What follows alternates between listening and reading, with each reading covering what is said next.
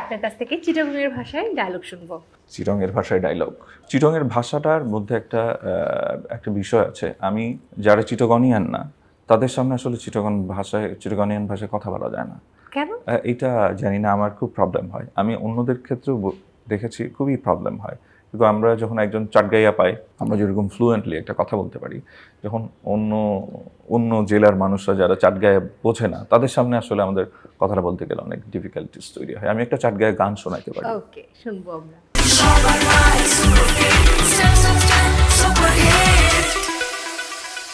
ओ बयाहार सट गया नौजवान, ओ बयाहार सट गया नौजवान, দৈজার কুলত বসত গরি সিনা দিটা গাই জ্বর তোয়ান, ও বায়াহার সাটে গায়া নৌজোয়ান, ও বায়াহার সাটে গায়া নৌজোয়ান। বাহ, এটার মানে কি ছিল?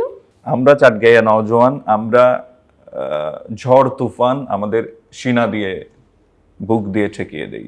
ওকে, চট্টগ্রামের ভাষা কিন্তু বেশ কঠিন। বেশ, মানে যারা চট্টগ্রামের না তাদের জন্য অবশ্যই বেশ কঠিন। আমরা কিছুই বুঝতে পারি না যারা আমরা চট্টগ্রামের না।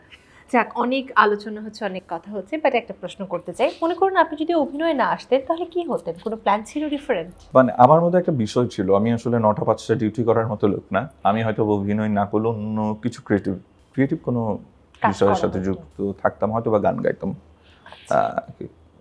হয়তো বা গান গাইতাম। যদি গান না থাকতো তাহলে কি বিজনেসে চলে যেতেন?